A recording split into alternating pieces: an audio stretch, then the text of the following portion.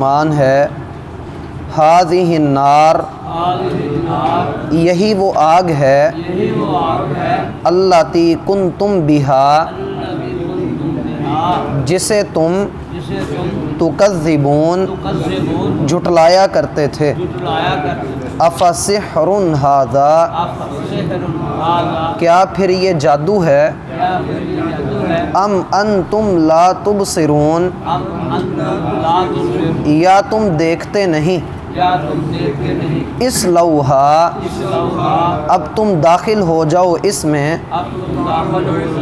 فاصبروا، اب تم صبر کرو۔ او لا تصبروا، یا صبر نہ کرو۔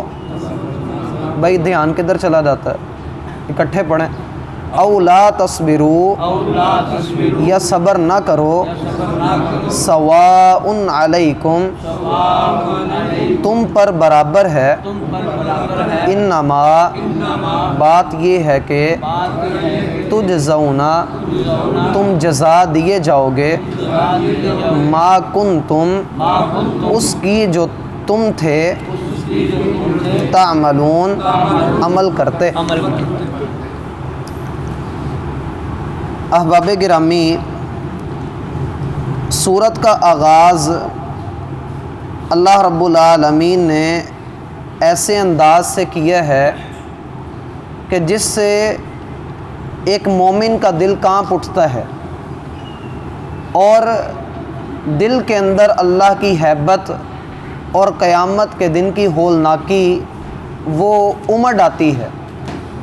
اس لحاظ سے اگر ان آیات کو غور سے دیکھا جائے تو گویا اس میں مقصد بھی یہی ہے کہ بندے کے دل میں اللہ کا ڈر، اس کے عذاب کا خوف اور اللہ تعالیٰ کے جلال کی ہیبت اور خشیت اس کے دل کے اندر داخل ہو جائے۔ یہ وہ بنیادی چیزیں ہیں کہ جن کو حاصل کر لینے کے بعد بندے کے دل کے لیے تقویٰ کا حصول آسان ہو جاتا ہے۔ اگر دل کے اندر اللہ کی عزت ہے، اس کا جلال ہے اور اس کی خشیت ہے اور اس کے عذاب سے بندہ ڈرتا ہے تو بندے کے دل کو تقویٰ کے لیے بڑا سازگار سمجھا جائے گا۔ قریب ہے کہ یہ آدمی تقویٰ کو حاصل کر لے، اور اللہ ہمیں ایسے لوگوں میں شامل کرے کہ جس کو اللہ سبحانہ و تعالی یہاں پر بڑے تہدیدی انداز میں، ڈرانے والے انداز میں اللہ رب العالمین ایک سٹیٹمنٹ دیتا ہے، پھر اس کا نتیجہ بھی ساتھ ہی دے دیتا ہے۔ جیسے ہم نے پچھلی آیات میں پڑھا کہ بلا شبہ آپ کے رب کا عذاب واقع ہونے والا ہے، کوئی اسے روکنے والا نہیں۔ جس دن آسمان تیزی سے حرکت کرے گا اور پہاڑ اپنی جگہ سے چلیں گے تو ہلاکت ہے، یہ نتیجہ ہے۔ تو ہلاکت ہے اس دن جھٹلانے والوں کے لیے۔ پھر بات اور اللہ نے کی، وہ جھٹلانے والے جو کھیل کود کے اندر مشغول ہیں، جس دن انہیں جہنم کی طرف بڑی سختی سے دھکیلا جائے گا اور ان سے کہا جائے گا کہ یہی وہ آگ ہے جسے تم جھٹلایا کرتے تھے۔ اب اس کا نتیجہ کیا ہے؟ افسحر ھذا، کیا یہ جادو ہے؟ ام انتم لا تبصرون، یا تمہیں دکھائی نہیں دیتا، یا تمہیں نظر نہیں آتا؟ اصلوہا فاصبروا او لا تصبروا، چاہو اب اس میں داخل ہو جاؤ، چاہو تو صبر کرو، چاہو تو نہ کرو، تم پر برابر ہے۔ چاہو تو رکے رہو، چاہو تو نہ رکو، تمہاری اپنی مرضی ہے۔ چیخو پکار کرنی ہے تو وہ کرو، چپ کر کے بیٹھنا تمہاری اپنی مرضی ہے۔ تمہیں تو اسی چیز کا بدلہ دیا جا رہا ہے جو تم کیا کرتے تھے۔ تو یہاں ہے ہذہ النار، یہی وہ آگ ہے اللاتی کنتم بہا تکذبون۔ قرآن کریم کے اندر کانا اور کنتم یا کانو، اس طرح کے جو لفظ استعمال ہوتے ہیں نا، اس کے اندر یہ مفہوم ہوتا ہے کہ اس میں ہمیشگی کا معنی ہوتا ہے۔ ویسے عام طور پہ پرانے ترجموں میں جب ہم دیکھتے ہیں نا، یہاں پر بھی ترجمے میں ہم نے تھا، تھی، تھے کا لفظ آ جاتا ہے اس میں، کہ تم جھٹلایا کرتے تھے۔ تو بعض پرانے ترجموں میں یہ چیز نظر آتی ہے کہ کانا کا مطلب تھا، کانا کا مطلب تھا۔ تو یہ کانا کے ساتھ تھا کا معنی تو ہوتا ہے، لیکن اس میں ہمیشگی بھی پائی جاتی ہے۔ اس کو یوں سمجھ لیں کہ قرآن میں اللہ تعالیٰ کہے کان اللہ غفور الرحیم، اللہ غفور الرحیم تھا، اللہ غفور الرحیم تھا، تو ایک شخص نے سیدنا عبداللہ بن عباس رضی اللہ عنہما سے سوال پوچھا کہ اللہ غفور الرحیم تھا، اس کا کیا معنی ہوا؟ کانا کو تو ہم ماضی کے کسی واقعے کے ساتھ خاص کرتے ہیں۔ تو سیدنا عبداللہ بن عباس رضی اللہ عنہما نے اسے جواب دیا کہ کانا کا مفہوم یہ ہے کہ اللہ تعالیٰ ماضی میں بھی غفور الرحیم تھا، اب بھی غفور الرحیم ہے، اور آنے والے وقت میں بھی اللہ غفور الرحیم ہے۔ تو مانا اللہ ہمیشہ ہی غفور الرحیم ہے۔ تو اسی طرح کنتم بہا تکذبون، تم ہمیشہ جھٹلایا ہی کرتے تھے، تم ہمیشہ جھٹلایا ہی کرتے تھے۔ یا تو ہو کہ بندے کا دل کسی وقت میں بدل جائے، بندہ تھوڑا سا جو ہے وہ اسلام کے لیے، اللہ کے لیے، شریعت کے لیے نرم ہو جائے، لیکن نہیں ہوا۔ ہمیشہ ایک ہی ٹون ہے اور ایک ہی رویہ ہے کہ میں نے نہیں ماننی، ہٹ دھرمی ہے۔ اور اس میں انسان کبھی تو یہ کہتا ہے میرا جسم میری مرضی ہے، کبھی یہ کہتا ہے کہ ایک مرد جب چاہے عورت کا روپ دھار لے، کوئی عورت جب چاہے مردوں کے اندر آ جائے، اور اسی طرح کہ میں نماز پڑھوں یا نہ پڑھوں مولوی کو اس سے کیا ہے، یا پھر سارا نظام ہی مولویوں نے خراب کیا ہے۔ یا بھی کل ایک بندے کا بیان تھا کہ ملک کے حالات کو دیکھتے ہوئے حج عمرے پہ پابندی لگا دینی چاہیے۔ حالانکہ ہم دیکھیں کہ اللہ رب العالمین نے جو دین ہمارے لیے اتارا، جب اس سے ہٹ کر ہم جمہوری نظام کو لے کر آئے تو اس میں ٹیکس دے دے کر انہوں نے اپنی لمبی لمبی جائیدادیں بنا لی، اور اتنا لمبا انہوں نے اپنے مال کا، اپنی دولت کا نظام بنا لیا کہ کئی کئی ملکوں کے قرضے اتارے جا سکتے ہیں۔ اور تکلیف ہے تو نماز سے، روزے سے، حج سے، عمرے سے، سیلاب زدگان کی مدد کرنے سے، جن پر زلزلہ ہے ان کی مدد کرنے میں جب دیکھا جاتا ہے تو سب سے آگے داڑھیوں والے نظر آتے ہیں۔ اور جب اب بڑی عید آئے گی یا فطرانے کی بات آئے گی تو سب لوگ مسلمانوں کو کاٹنے کو دوڑیں گے کہ دیکھو جی یہ جانور کو ذبح کر رہے ہیں، یتیم بچیوں کی شادی نہیں کر رہے، حج پہ جا رہے ہیں، محلے کے اندر اتنے اتنے لوگ غریب ہیں۔ تو اس طرح کا یہ جو ہمارے ہاں الحاد کا نظام ہے، سیکولرزم جو آ رہا ہے، جس میں صرف نعرے ہی اوپر سے ہوتے ہیں کہ مذہبی ٹچ دے دو، لیکن اندر سے اسلام کے ایسے خلاف گھناؤنی سازشیں ہوتی ہیں کہ بندہ ان کو سمجھ نہیں پاتا۔ اس لیے میں نے پچھلے دنوں میں بھی آپ کے سامنے یہ بات رکھی تھی، موجودہ دور میں ایسے علماء کے ساتھ جڑیں جن کو فتنوں کی پہچان ہے، جو فتنوں کو پہچاننے میں بڑا گہرا جو ہے ان کا تجربہ ہے، جن کی بڑی گہری نظر ہے۔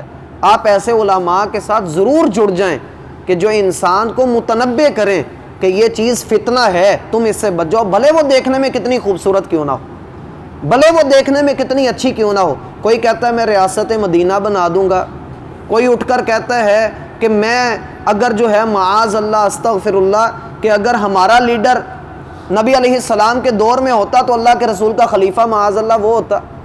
تو لوگوں نے اس طرح کی باتیں کی، اور جب دین کی بات آئی تو اسے جھٹلایا اور اس کو کچھ نہ سمجھا، اور اللہ کے دین کے ساتھ جو ہے وہ اپنے سینگ پھنسانے کی کوشش کی۔ تو ہذہ النار اللاتی کنتم بہا تکذبون، یہی وہ آگ ہے جسے تم جھٹلایا کرتے تھے، جس کے بارے میں تمہارا خیال تھا یہ کون سا ہمارے اوپر پڑنی۔ حذیفہ بن یمان رضی اللہ عنہ سے کسی نے آ کر کہا کہ قرآن کے اندر جو اللہ تعالیٰ نے عذاب کا ذکر کیا، لعنتوں کا ذکر کیا، یہ سارا یہودیوں کے لیے ہے نا؟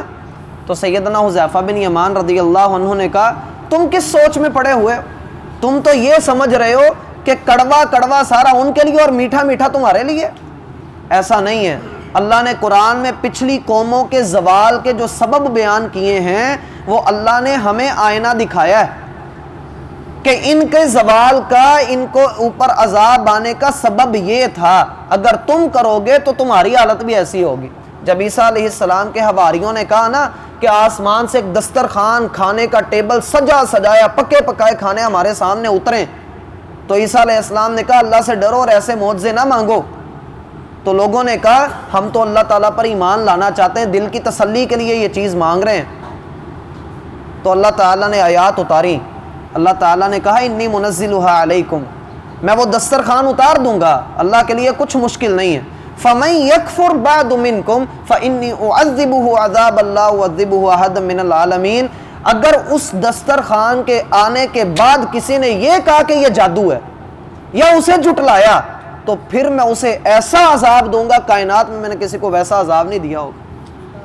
تو پتہ یہ لگتا ہے کہ لازمی نہیں کہ انسان جو ہے وہ اللہ رب العالمین کے دین کو جھٹلاتا رہے اور یہ سمجھے کہ میرے ساتھ بڑی رعایت ہے۔ نہیں، دنیا کے اندر گزر جائے گی، وقت گزر جائے گا اس کا، لیکن جو اللہ رب العالمین کے ہاں اس کا خاتمہ ہے اور پھر اس کے ہاں جو پیشی ہے وہ بڑی خطرناک ہے۔ اسی لیے آگے کہا افسحر ھذا، کیا یہ جادو ہے جسے تم دنیا میں جھٹلاتے تھے؟ اللہ کے رسول کو کیا کچھ نہیں کہا، تمام انبیاء کرام کو جادوگر اور دیوانہ تو کہا ہی گیا۔ پیچھے آپ نے پڑھا سورہ ذاریات میں اتواصوا بہ بل ھم قوم طاغون، کیا یہ سارے لوگ، اللہ تعالیٰ فرماتے ہیں جس رسول کو بھی ہم نے بھیجا ہر کسی کو یہی کہا گیا یہ جادوگر ہے یا دیوانہ ہے۔ تو افسحر ھذا یہی چیز تھی جس سے علماء اور انبیاء ڈرایا کرتے تھے، افسحر ھذا، کیا یہ جادو ہے؟ ام انتم لا تبصرون، یا تم بصیرت نہیں رکھتے یا تمہیں سمجھ نہیں آتی، تم پر حجت نہیں قائم ہوئی۔ دونوں باتوں کا جواب نفی میں ہے۔ دو باتیں اللہ نے پوچھی، کیا یہ جادو ہے یا تمہیں سمجھایا نہیں گیا؟ ایسے ہی ہے نا، یا تمہیں سمجھایا نہیں گیا یا یہ جادو ہے، تو دونوں باتوں کا جواب نفی میں ہے۔ اگر تو کہو کہ جہنم جادو ہے تو وہ تو ویسے ہی عقل سے اوپر کی بات ہے، جھوٹی بات ہے، فضول بات ہے۔ جب آنکھوں دیکھی سامنے جہنم نظر آ رہی ہے، جسے اللہ نے کہا لَتَرَوُنَّ الْجَحِيمَ، تم بھڑکتی ہوئی آگ کو ضرور دیکھو گے، ضرور بھی ضرور تم اسے دیکھو گے۔ پھر جب تم دیکھو گے ثُمَّ لَتَرَوُنَّهَا عَيْنَ الْيَقِينِ، پھر تمہیں اپنی آنکھوں کا دیکھا یقین آئے گا، پھر تمہیں پتہ لگے گا کہ ہاں انبیاء جو کہا کرتے تھے وہ برحق تھا۔ افسحر ھذا، یہی وہ آگ ہے جسے تم جھٹلایا کرتے تھے، تو کیا بھلا یہ جادو ہے؟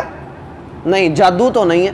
تو پھر دوسری چیز ہوگی ام انتم لا تبصرون، کیا تمہیں سمجھایا نہیں گیا؟ تو اس کا جواب بھی نفی میں۔ دنیا میں انبیاء آئے تو تھے سمجھانے، کہا تو گیا تھا کہ سمجھو، حجت بھی قائم کی گئی۔ اگر تو یہ کہو کہ تمہیں سمجھایا نہیں گیا پھر تو انبیاء کی پکڑ ہو جائے گی، لیکن اللہ تعالیٰ نے قرآن میں کہا وَمَا كُنَّا مُعَذِّبِينَ حَتَّى نَبْعَثَ رَسُولًا، ہم قوموں کو عذاب نہیں دیتے جب تک ان کے درمیان رسول نہ بھیج لیں، حجت نہ قائم ہو جائے۔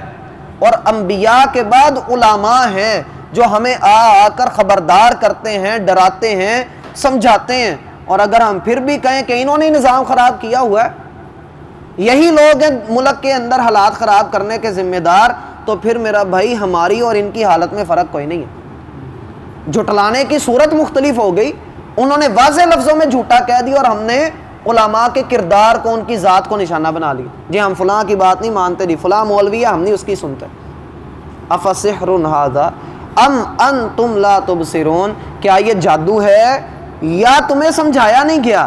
دونوں باتوں کا جواب نفی میں، سمجھایا بھی گیا تھا اور یہ جادو بھی نہیں ہے۔ اس لوحا، اب تم داخل ہو جاؤ، اب اندر چلو۔ اندر جانے کا اللہ تعالیٰ نے قرآن میں بڑا خطرناک نقشہ بتایا، وَسِيقَ الَّذِينَ كَفَرُوا إِلَىٰ جَهَنَّمَ زُمَرًا، جہنمیوں کو، کافروں کو دھکیلا جائے گا جہنم کی طرف، گروہ در گروہ اللہ تعالیٰ لے کر آئے گا، اور سارے جہنمیوں کو اللہ تعالیٰ جہنم کے اندر جب پھینکے گا تو باندھ کر 70 گز لمبی زنجیر کے اندر اللہ تعالیٰ جکڑے گا اور پھر اس کو جہنم کے اندر پھینکا جائے گا اوندھا منہ کر کے۔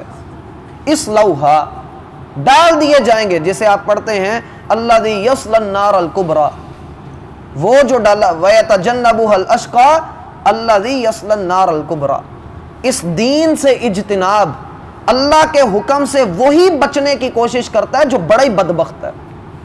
اشقا کا لفظ اللہ نے استعمال کیا، اور اس دین کے اندر آتا وہی ہے وَسَيُجَنَّبُهَا الْأَتْقَى، اور جہنم سے بچایا وہ جائے گا جو اللہ سے بڑا ہی ڈرتا ہے۔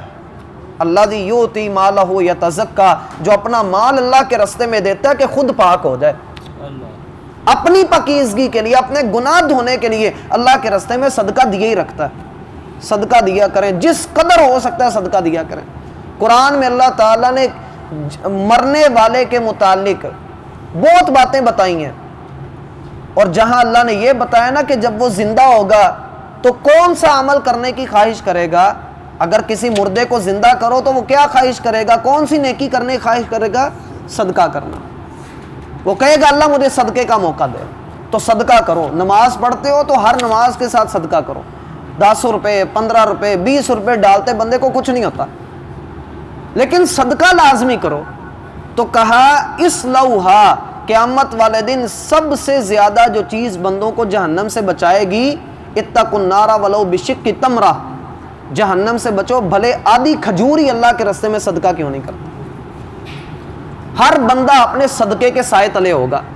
اس لوہا, اس کے اندر داخل ہو جاؤ. فاصبروا او لا تصبروا, صبر کرو یا نہ کرو, سواء علیکم, برابر. اللہ کو کوئی پرواہ نہیں ہے.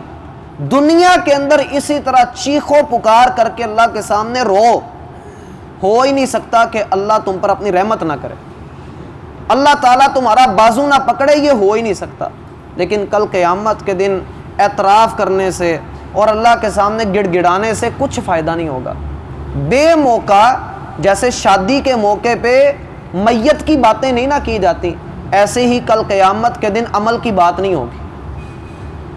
قیامت والے دن عمل کی بات نہیں ہوگی. وہاں پر انسان کا کیا کرایا اس کے سامنے آئے گا, جسے کہا انما تجزون ما کنتم تعملون, ہم تو تمہیں وہی کچھ دے رہے ہیں جو تم نے کیا, جو تم نے بویا تھا ہم تو وہی تمہارے سامنے لا کر رکھ رہے ہیں. یہ اللہ کا عدل ہے, اور یہ اس میں بھی اللہ کے فضل کی دلیل ہے کہ اللہ نے نیکیاں بڑھا کر دینی ہے. وہ چاہتا تو گناہ بھی بڑھا کر دے دیتا, کس نے اس کو پوچھنا تھا. حدیث میں آتا ہے ان صاحب الشمال, صحیح حدیث ہے کہ اللہ رب العالمین جب کوئی بندہ گناہ کرتا ہے, اللہ تعالیٰ بائیں طرف والے فرشتے کو کہتا ہے 6 گھنٹے کے لیے رک جا, اس کا گناہ نہ لکھی. 6 گھنٹے تک کے لیے اللہ اس کو روک کر رکھتا ہے, حتیٰ کہ بندہ 6 گھنٹوں میں بھی جب توبہ نہیں نہ کرتا, اللہ کہتا چل اب لکھ لے. اللہ اس کا گناہ نہیں لکھنے دیتا, کیا پتہ بندہ توبہ کر لے. 6 گھنٹے یعنی دن کا تیسرا حصہ, چوتھا حصہ بندہ اس میں بھی توبہ نہ کرے, اس میں بھی اپنا محاسبہ نہ کرے, تو پھر بدبختی نہیں تو اور کیا ہے.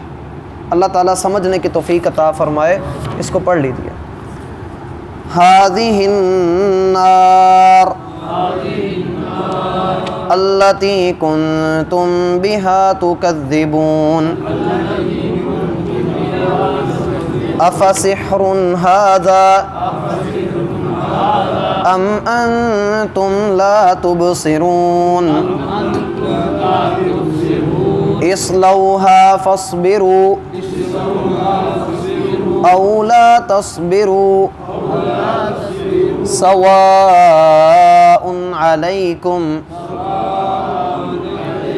انما تجزون ما كنتم تعملون. یہاں ان لوگوں کا رد بھی ہے جو یہ کہتے ہیں بس یہ عقیدہ ٹھیک ہونا چاہیے. اللہ کیا کہہ رہا ہے؟ عمل کا جزا دے رہے ہیں ہم. عقیدہ ٹھیک ہے, مان لیا ٹھیک ہے, لیکن عمل کیا ہے؟ سمجھ آتی ہے بات کی بھائی؟ سبحانک اللہم و بحمدک اشہد ان لا الہ الا انت استغفرک و اتوب الیک.